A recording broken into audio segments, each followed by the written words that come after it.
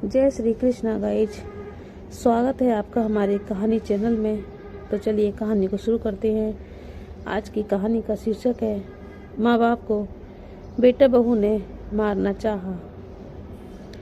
नालायक बेटे बहुओं ने बूढ़े माँ बाप को जान से मारने का प्लान बनाया तो माँ बाप ने कर दिया ऐसा काम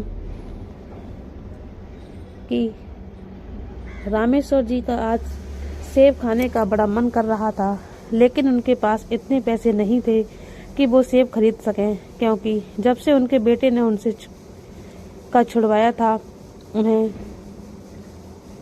पैसों की तंगी रहने लगी थी। जब रामेश्वर जी काम किया करते थे तो उनके पास पैसे रहते थे तो सबके ऊपर बहुत खर्च करते थे, लेकिन आज वह खुद पैसे के लिए मोहताज हो गए थे।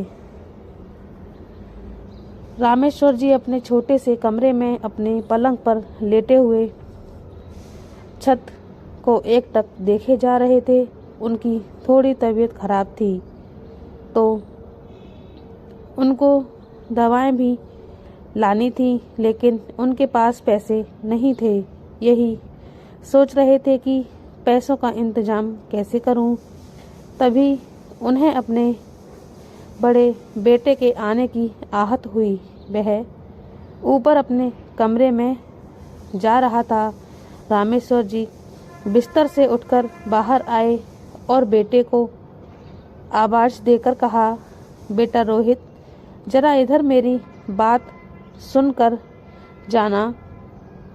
रोहित रामेश्वर जी के पास आता है और कहता है, जी बाबूजी, कहिए बेटा, तुम्हारे पास कुछ रुपए होंगे? रामेश्वर जी ने पूछा। रोहित जेब में हाथ डालता है और 100 रुपए का नोट निकालकर बाबूजी के आगे कर देता है। बाबूजी उसे ले लेते हैं और बेटा ऊपर चला जाता है। बाबूजी 100 के नोट को लेकर उसे एकटक देखने लगते हैं और अपने अतीत में खो जाते हैं। जवानी रामेश्वर जी चौड़ी छाती, लंबा कद, भरे हुए बदन के मालिक थे। रामेश्वर जी जब खाना खाने बैठते थे तो इतनी रोटी अकेले ही खा जाते थे कि रोटी बनाने वाला भी परेशान हो जाता था। बिना घी के कभी खाना ही नहीं खाते थे। सब्जी में भी देसी घी डालकर खाते थे। रोजाना खूब सारे फल खाते थे। रामेश्वर जी रोजाना खुद कुछ ना कुछ बना कर खाते और सभी को खिलाते रहते थे। चीनी और गेहूं की बोरियां को ऐसे ही उठा लेते थे जैसे फल फूल उठा लिया हो। क्या जवानी थी उनकी! आज उम्र उस चेहरे पर झुर्रियां पड़ गई थी। शरीर पर सिर्फ हड्डियां ही दिखाई देती थी। रामेश्वर जी अब एक कंकाल की तरह लगने लगे थे। कमाई अच्छी होती, कारोबार भी अच्छा था, इसीलिए पैसों की कभी कोई कमी नहीं रहती थी। जो चाहते वही करते थे। रामेश्वर जी के 4 बच्चे, 2 बेटे और 2 बेटियां थीं। चारों बच्चों की शादी उन्होंने अपने पैसों से ही की थी। दोनों बेटों से कभी कुछ नहीं लिया, इसीलिए जो उनके पास जमा पूंजी थी वो उन्होंने बच्चों की शादी पर लगा दी और बाकी पूंजी से एक प्लॉट लेकर डाल दिया था। सोचा कि अभी तो मैं काम कर ही रहा हूँ, फिर और कमा लूँगा। लेकिन धीरे धीरे उनका कारोबार भी थोड़ा हल्का हो गया था। बड़े बेटे का नाम रोहित, छोटे बेटे का नाम मोहित। जो घर उनके पास था वो उनके पिताजी का था, जो उन्हें विरासत में मिला था। मकान पहले कच्चा बना हुआ था। जगह तो काफ़ी बड़ी थी, लेकिन पुराने जमाने का बना हुआ था।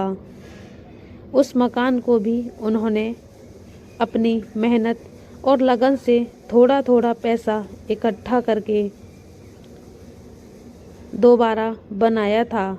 2 ही बेटे थे उनके, इसीलिए उन्होंने ऊपर एक ही मंजिल बनाई थी।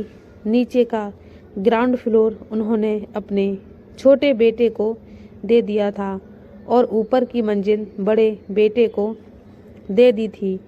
बेटों की शादी किए हुए उन्हें एक अरसा हो चुका था। उनके पोते और पोते भी अब शादी लायक हो चुके थे और वो अभी तक काम करते थे। बड़े बेटे को काम अच्छा चल रहा था, जबकि छोटे बेटे का काम बहुत हल्का चलता था। दोनों भाइयों में बहुत फर्क था। एक भाई का जीवन आसान और दूसरे का जीवन बहुत मुश्किलों से भरा हुआ था। रामेश्वर जी अभी तक तो वे अपना आप काम करते थे, लेकिन अब उनके बड़े बेटे को अपने बाबूजी के काम करने से शर्म आने लगी थी। रोजाना इस बात पर बाप बेटे की कहासुनी होती थी और हार कर उन्होंने अपना काम छोड़ दिया। उन्होंने जिंदगी में कभी किसी के आगे हाथ नहीं फैलाए थे और अपने बच्चों को आगे तो बिल्कुल भी नहीं। जब से उन्होंने काम छोड़ा था तब से उन्हें पैसों की दिक्कत रहने लगी थी। रामेश्वर जी की पत्नी का नाम रमा देवी था। पहले जब तक रामेश्वर जी काम करते थे तब तक खाना एक ही जगह बनता था और दोनों पति पत्नी साथ बैठकर ही खाना खाते थे। लेकिन उनका काम छूटने के बाद धीरे धीरे दोनों बेटों में माता पिता को लेकर झगड़ा होने लगा। छोटी बेटी का काम हल्का था और बड़े बेटे का काम अच्छा था। बड़े बेटे की पत्नी अपने ससुर जी को पसंद नहीं करती थी और छोटे बेटे की पत्नी अपने सास को पसंद नहीं करती थी।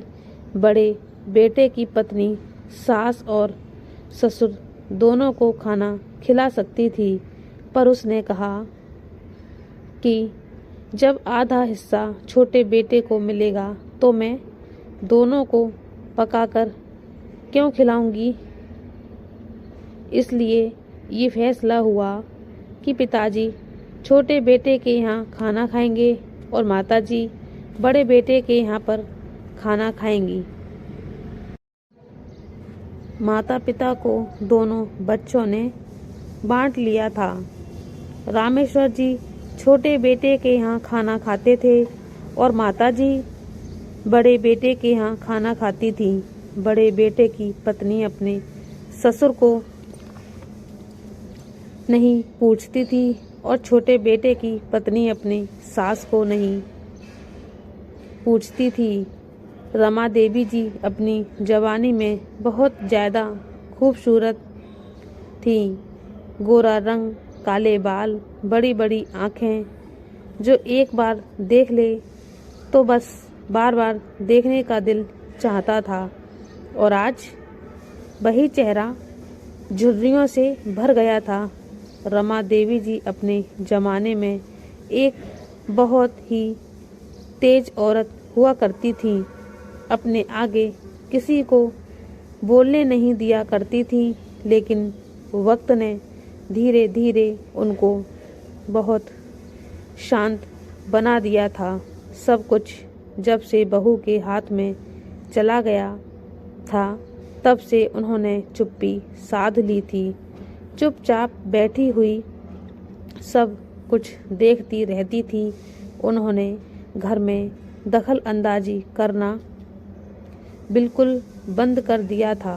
दोनों बहुएं उनको बिना बताए ही सारा काम करती थी। बाजार से कोई सामान लेकर आती तो अपनी सास को कभी नहीं दिखाती थी। दोनों बहुएं अपने सारे काम सास से छुपाकर करती थी। छोटी बहू बड़ी बहू की चमची थी, क्योंकि बड़े बेटे का कुछ काम ठीक था तो बड़ी बहू के आगे पानी भरती थी। रमा देवी जी का अपने घर में बिल्कुल भी दिल नहीं लगता था।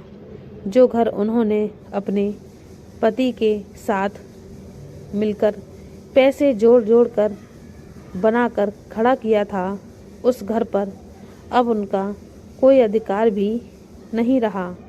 वह एक मेहमान की तरह उस घर में ही रहती थी। रमा देवी जी ज़्यादातर अपना समय आस पड़ोस में बैठकर गुजारती थी। बगल में ही उनके देवर का मकान था। देवर के बच्चों के साथ उनका बहुत दिल लगता था। देवर की लड़कियां थीं जिनके पास वे अपना समय बिताया करती थी। देवर की लड़कियां भी अपनी ताई को बहुत प्यार करती थी और उनके साथ बहुत बातें किया करती थी। इसलिए वे सारा दिन वहीं बिताया करती। रमा देवी जी को बहू को उनका देवर के यहाँ जाना भी पसंद नहीं था, क्योंकि बहू बहुत सोचती थी कि हमारी सास हमारे घर की बातें अपने देवर के यहाँ बताकर आती हैं, इसलिए वे उन्हें वहाँ जाने से मना करती थी। जब रमा देवी से कोई कहता कि आप अपनी बहुओं को कुछ क्यों नहीं कहती, तो रमा देवी जी कहती कि अपनी इज्जत अपने हाथ में ही तो होती है। मैं अगर एक कहूँगी तो वो मुझे 10 सुनाएगी। इसीलिए ये ही सोचकर मैं चुप रहती हूँ, कुछ नहीं कहती। और मुझे करना ही क्या है, 2 रोटी ही तो खानी है और अपनी ज़िंदगी काटनी है। ज़िंदगी के दिन बचे ही कितने हैं। उनके बैंक में कुछ पैसे थे जो रमा देवी जी और रामेश्वर जी ने अपनी मेहनत की कमाई से इकट्ठा किए थे। उनका जॉइंट अकाउंट भी था। उनके बच्चों को लगने लगा था कि माता पिता अब दोनों ही भगवान के पास जाने वाले हैं। इसीलिए उन पैसों के लिए भी घर में झगड़ा होने लगा कि अब इन पैसों का भी बंटवारा कर दिया जाए। रोज रोज की कहासुनी से तंग आकर दोनों पति पत्नी ने उन पैसों का भी बंटवारा कर दिया। पैसों को उन्होंने चारों बच्चों में बराबर बांट दिया था। इसीलिए रामेश्वर जी को पैसों की तंगी होने लगी थी। 100 का नोट बहुत गौर से देख रहे रामेश्वर जी यही सोचे जा रहे थे कि मैं इन पैसों से दवा लाऊं या सेब लाऊं, क्योंकि उनकी तबीयत भी थोड़ी खराब थी और उन्हें दवाएं भी लानी थी। तभी उनकी छोटी बहू ने उनके हाथ में 100 का नोट देखा तो कहने लगी, फिर से पैसे मांग लिए आपने? आपको पैसे का करना ही क्या है, हर चीज़ का तो आपका लिए पूरा हो जाता है। और अब एक नया बहाना आपने ले लिया है कि मैं बीमार हूँ, दवा लानी है। बहू, क्या मेरा इतना भी हक नहीं है कि मैं अपने बच्चों से पैसे मांग सकूं? सारी जिंदगी मैंने खुद करके खाया है, कमाया है, और आज मैं भी इस लायक हूँ कि खुद करके खा सकता हूँ। लेकिन तुम लोगों को ही मेरे बाहर जाकर काम करने से शर्मिंदगी महसूस होती है। रामेश्वर जी ने मायूस होकर बोला, हाय राम बाबूजी, आपकी तो बहुत जुबान खुल रही है आजकल, हम सब पर इतना इल्ज़ाम लगा रहे हो। बहू ने तपाक से जवाब दिया। बाबूजी अपने कमरे में चुपचाप बैठे रहें और बहू बड़बड़ाती हुई अपनी जेठानी के पास जाकर सब बात बता दी। इसी बात को लेकर घर में बखेड़ा खड़ा हो गया। बड़ा पोता, जिसका नाम रिंकू था, अपने दादा दादी से बहुत प्यार करता था, लेकिन उसकी माँ उसे भी डांट दिया करती थी। ये रामेश्वर जी को खांसी भी हो गई तो बहुओं ने उनके बर्तन तक अलग कर दिए। अपने बच्चों को उनके पास भी जाने नहीं देती थी।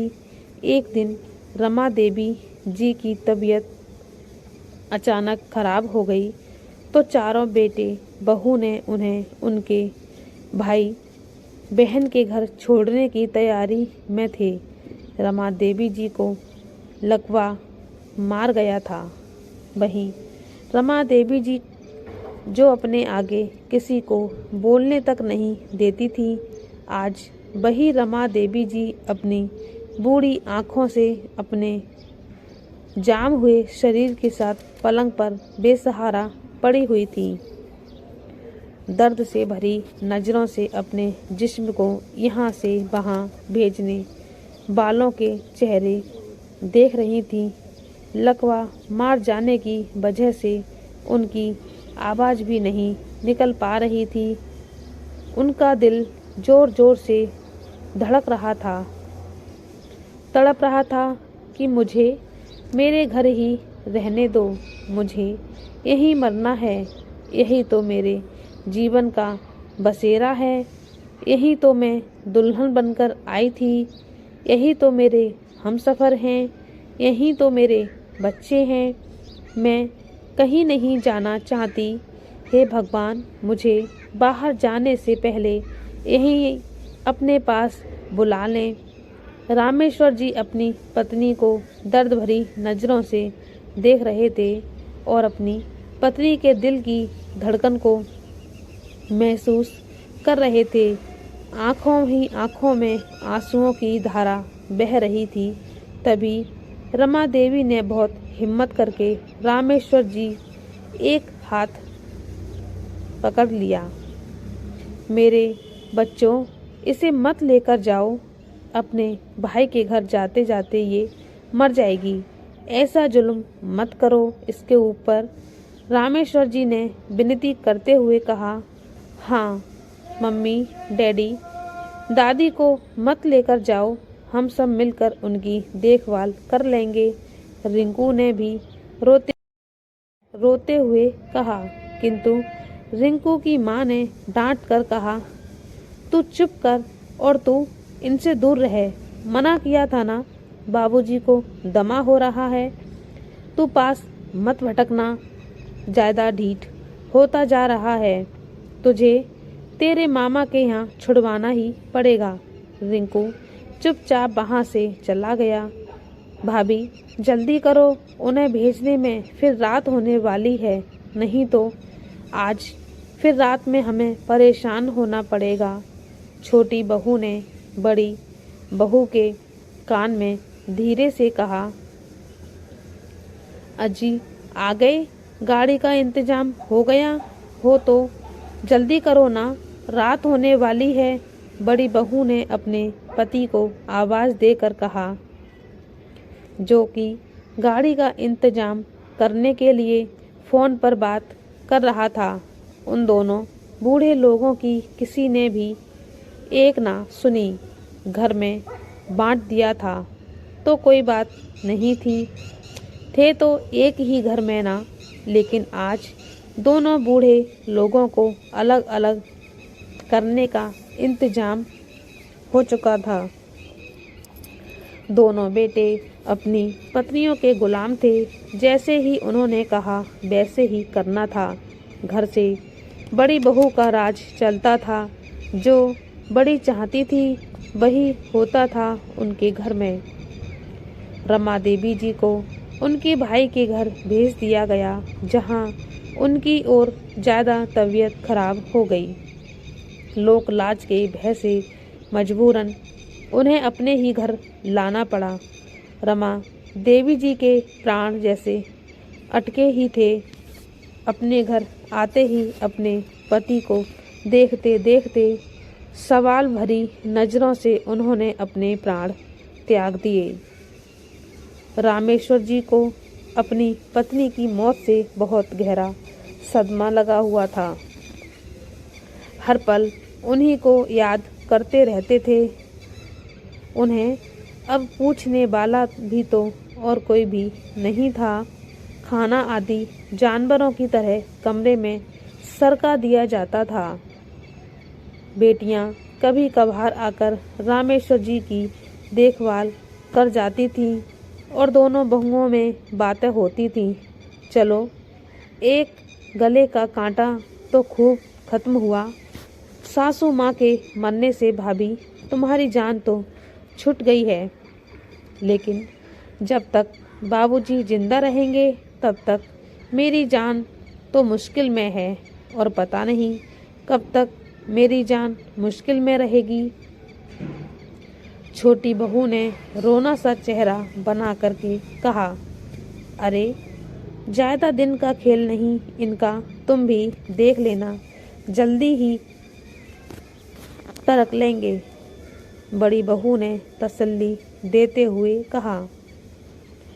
रामेश्वर जी अपने बच्चों के इस बर्ताव से और ज़्यादा बीमार रहने लगे। जीवन संगिनी के जाते ही उनका जीवन उजड़ गया। सारे अरमान बहस नहस हो गए। एक वही जिंदगी के जीने की राह थी, अब वो भी मुझे इस नरक भरे जीवन में अकेले छोड़कर चली गई। अब बेटे बहू जैसे उनके मरने के इंतजार में दिन रात दुआएं मांग रहे हों।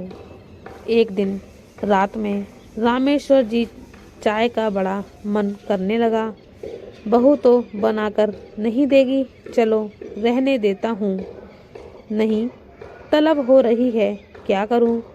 बाहर देखता हूँ, सब सो गए होंगे। रामेश्वर जी चाय बनाने लगे तो उनके हाथ से एक चीनी का डिब्बा नीचे जा गिरा। सारी चीनी जमीन पर बिखर गई। आवाज़ सुनकर बहू की आंखें खुली और अपने पति से बोली, अजी उठो, रसोई में लगता है बिल्ली है। बिल्ली? किचन से आवाज़ आ रही है। पति को उठाते हुए बोली, अरे बाबा क्या है, रात में भी सोने नहीं देती? छोटे बेटे ने ओंगते हुए कहा। दोनों बेटा बहू किचन में गए तो देखा बाबूजी चाय बना रहे हैं। अरे बाप रे, बाबूजी आप इस टाइम किचन में चाय बना रहे हैं? आपके जवान घाट में भी चटकारे मांगती है? बताओ तो, हद हो गई। छोटी बहू ने चिल्लाकर कहा। अरे बाबूजी, आपको क्या ज़रूरत है रात में भी कुत्ते बिल्ली की तरह ताक झांक करने की? सुबह में चाय बनती है ना, सुबह भी पी सकते थे ना, इसने मुझे भी जगा दिया। छोटे बेटे ने बड़ी क्रूरता से कहा तो ऊपर वाले लोग भी जाग गए। सब नीचे आ पहुँचे और रामेश्वर जी को नींद खराब करने की वजह से सुनाने लगे। जो इंसान अपनी जवानी में इतना इतना खाता था और सबको बनाकर इतना इतना खिलाता था, आज एक कप चाय के लिए तरस रहा था। रामेश्वर जी अपनी बेबसी को लिए सब बातें सुनते जा रहे थे। उनके मुंह से कुछ भी नहीं निकला। उनके दिल पर इस बात से उनके दिल पर काफ़ी सदमा पहुंचा। कुछ समय ऐसे ही सदमे में बिता लेने के बाद एक रात ऐसी आई जब रामेश्वर जी की तबीयत बहुत ज़्यादा खराब हो गई। दिल पर गहरा सदमा लिए जिए जा रहे थे। उस रात उनके दिल में भी जवाब दे दिया। रामेश्वर जी अपने बेटे, बहू, पोतों, पोतियों को सवाल भरी नजरों से देखते रहे। सभी को इंतजार था कि उनके प्राण जाने का। सबसे ज्यादा छोटी बहू को उसके गले का कांटा अटका हुआ था। रामेश्वर जी खांस रहे थे। सब लोग 4 गज की दूरी पर थे। रिंकू उनके पास जाना चाहता था लेकिन रोक लिया जाता। रामेश्वर जी ने रमा देवी जी को याद करते रहे।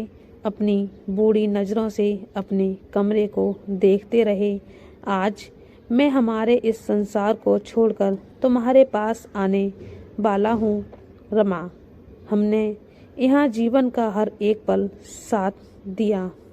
साथ में जिया। सुख दुख में हम एक दूसरे का सहारा बने। औलाद के होते हुए भी दोनों ने अपने जीवन को तन्हा जिया। औलाद ने हमें बांट दिया, जीते जी हमें जुदा किया। हमारा बस इतना कसूर था कि हम अपनी औलाद को दुनिया में क्यों लाए। इनको अच्छी परवरिश दी लेकिन अफसोस कि हम उनके भागीदार ना बन सके। आज मैं भी इस दिखावे के संसार को त्याग दूंगा। झूठी आन बान शान की दुनिया को अलविदा कह दूंगा और तुम्हारे पास आ रहा हूँ रमा। सोचते सोचते आंखें बंद हो रही थीं, जुबान मुड़ने लगी और रामेश्वर जी इस नरक भरे जीवन को छोड़कर अपनी जीवन संगनी के पास चले गए। लेकिन जाते ज़्यादा कई सवाल छोड़ गए। आखिर क्यों? जब एक माँ बाप अपनी औलाद को अकेले मिलकर पाल लेते हैं, एक माँ बाप को उनकी औलाद क्यों नहीं पाल पाते? जब एक माँ बाप अपने बच्चों के 1000 बार कुछ पूछे जाने वाले सवाल भी नहीं घबराते हैं, तो बच्चे बूढ़े बाबा के 2-4 बार सवाल करने पर ही उन पर क्यों चिल्लाते हैं? जब एक माँ बाप अपने बच्चों की उंगली पकड़कर एक कदम रखना सिखाते हैं, तुम बच्चे बुढ़ापे में अपने माँ बाप का सहारा क्यों नहीं बनते हैं? जब बच्चे की खांसी होने पर माँ बाप सारी सारी रात जागते हैं, तो बच्चे माँ बाप को खांसी होने पर उन्हें सब दमा बताकर दूर क्यों भागते हैं? जब बच्चे को किसी चीज़ की फरमाइश होने पर माँ बाप उनके हर फरमाइश को पूरा करते हैं, तो माँ बाप की फरमाइश पर बुढ़ापे का पाठ क्यों पढ़ा दिया जाता है? ये सवाल उन हजारों, लाखों, करोड़ों बच्चों से है जिनके माँ बाप दिल पर बोझ लिए भगवान को प्यारे हो जाते हैं, लेकिन वे लोग भी आगे चलकर माता पिता, सास ससुर बनते हैं। अगर वो चाहते हैं कि हमारा बुढ़ापा चैन से गुजरे, तो पहले खुद अच्छी औलाद बने, तब अपने बुढ़ापे के बारे में सोचें। तो दोस्तों, ये कहानी आपको कैसी लगी हमें कमेंट करके बताना। और आप हमारे चैनल पर नए हैं तो हमारे चैनल को सब्सक्राइब कर दीजिए और बेल आइकन को दबा दीजिए, ताकि हमारी कहानी का नोटिफिकेशन आपको मिलता रहेगा। कहानी को पूरा देखने के लिए धन्यवाद। जय श्री कृष्णा। राधे राधे।